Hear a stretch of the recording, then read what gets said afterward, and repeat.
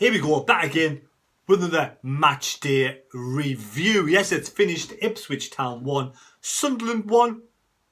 And to be fair, to be honest, on the overall scheme of things, it was a fair result. Apart from, I thought the referee again was an absolute joke. He was a clown. He was, honest to God. The referee, I'm not being biased because I said the referee was bad when Sunderland won. And now I'm going to say the referee was bad when we got a draw. The referee was an absolute joke. Absolute joke. I'm sure he had a blue top under his black strip. But nothing taken away from Ipswich. Wes Burns looks like a decent player. And Ipswich, well done on the 28,000 fans crowd you've got in today with great support from Sunderland. 5,000 fans travelling down to Portman Road. And Ipswich in the first half were by far the better side. Burns on the right looked really good. And to be fair, there could have been 2 or 3 up by half time. But they did get the goal after, I may say, some terrible decisions by that referee. Diaku. The thing that Sunderland doesn't need this moment in time is injuries. We've got a mountain of injuries. And Diaku studs high, may I say. Everybody's seen it apart from this referee. This referee must have been online doing his Christmas shopping when this challenge went in, because the studs were up straight into the ankle of Diaku. Diaku could be injured, for the rest of the season for all we know.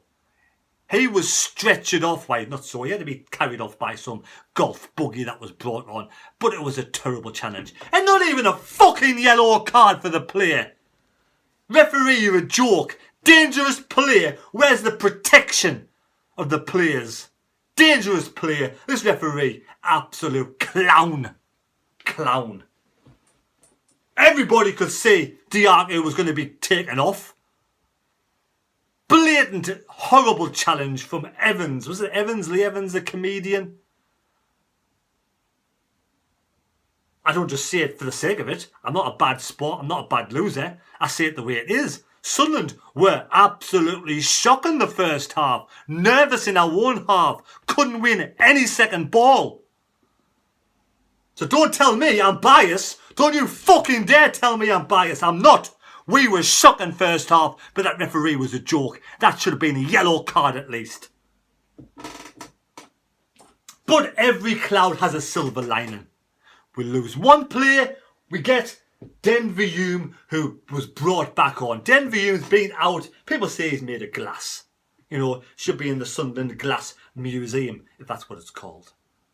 But he's come back on today. Replaced Diaku. Gooch moved from left to right. Diaku goes up. Denver Hume comes on the left-hand side. Now, for me, Denver Hume didn't do a thing wrong. The odd mistake, but they're all players. Sunderland players, mediocre players, did things wrong. But Denver Hume played well. And he was instrumental in the second half in the goal that Sunderland did to get back. And at half-time, we were 1-0 down. There was no way. In my mind, there was no way we were getting back into this match unless Lee Johnson really wrote the riot act at half-time. Really got the hairdryer out and sort of styled a few hairstyles at half-time.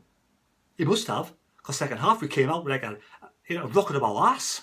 We came out, we dominated the first 15 minutes. We put Ipswich to the sword, and it was a great bit of play. It started from Denver Hume. Passing. Now, I do apologise. I'm forgetting who got the passes. I think it was Neil to Broadhead. And that's what Broadhead brings to the table. That's what Broadhead brings to the side. Give him the ball, space, pace, runs through, 1-on-1 with the keeper, low shot, right-hand side, keeper no chance, one's a peach. And to be fair, after that, I thought we could have gone on to win the game. But you have to give credit where credit's due. And Ipswich today were a change side. And I did slate the Ipswich players. Now, we'll slate players. Doesn't matter what team you play for. You're playing for a manager and you take a dislike to the manager. So you stop playing. It's an excuse. It's a fucking poor excuse for players, isn't it? Players, they bottle it. They can't be bothered. They get beat a couple of games and it's the excuse. They're not playing for the manager. So they get the manager sacked. And then a new manager comes in and the interim manager's on the bench and these players raise their game the next match. I mean, how much of a bunch of pussies are these players who can't do this before the manager gets sacked? I'm sorry. That's my thoughts on players. You know, it's all weather players. Oh, we'll play in nice conditions. We won't play in bad conditions. Same as them. You got talent. Every player's got talent, otherwise they wouldn't be in League 1, League 2, Championship or Premier League, or even non-league. They've got talent. But some of them just don't want to do something, you know, because I just don't want to. So these players who played well for Ipswich today, who didn't play well against Barrow, if they played against Barrow, or the week before that, shame on you. That goes for every single set of players, including Sunderland players of the past. Again, I'm not biased. That's my thoughts on players raising their standards, raising their games for new managers. It's pathetic. You're getting paid a wage, should play for passion, play with pride, play for the shirt, regardless who the manager is. So sod off them lot. This is a toast to players that actually do play with passion and pride and play for the fans. So 1-1 fair result. I do wish Ipswich fans, you know, I hope he's going beaten for the rest of the season. You know, like Sir Burns with a new manager. You take some doing catching Sunderland, mind.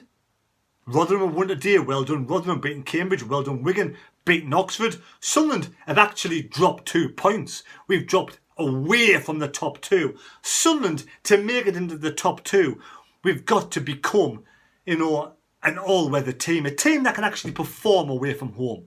Not a team who turns up in away matches and gets brushed aside because, oh God, there's 28,000 Ipswich fans there. I'm frightened. You know, get your finger out for God's sake and play for 90 minutes.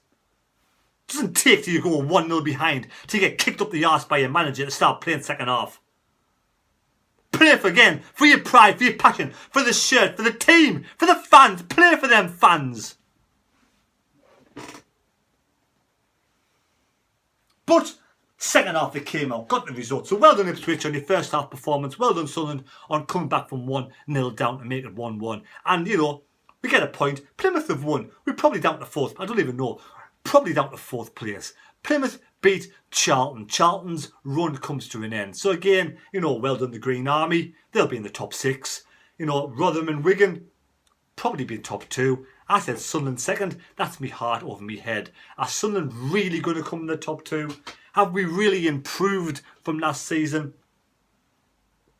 You know, the jury's out. Probably not. It's probably going to be the playoffs again. Again, thanks for watching the match review. Man of the match today. Man of the match today. Someone, you tell me what's the man of the match. Who's the man of the match today? Do you know what it is, right? I am Stewart. Stewart has to run. You know, it's not fair on Stewart, is it? I don't know what the tactics are from Lee Johnson. I don't know why Lee Johnson constantly sort of he had a pop at Stewart about being top goal scorer. How can Stewart be the top goal scorer when he's going to run back here to get the ball? You know, that for me is bollocks. It makes no sense. Absolutely makes no sense. So Stewart is all out of the park who puts a shift in. So well done, Stewart. Broadhead today, brilliant finish. The more clinical goal scorer for me, the more natural pace, the more one-on-one. The combination of these two is working out nicely. Pritchard taken off early. I don't understand that decision. Why? Someone let me know why. Dan Neil, okay. Winchester, okay. Gooch, okay. Back 3, okay. Hoffman, okay. It was what you called an okay performance, wasn't it? I think the okay corral. I'm going to give man of the match, and you might be a little bit sort of controversial. I'm going to give the man of the match, right? I'm going to give it to, and this is just because I'm pleased the lad's back. I'm pleased he's fit, and I hope he's come through the game. And we looked a bit sharper, you know, with him in. You know, how can you give it a substitute man of the match?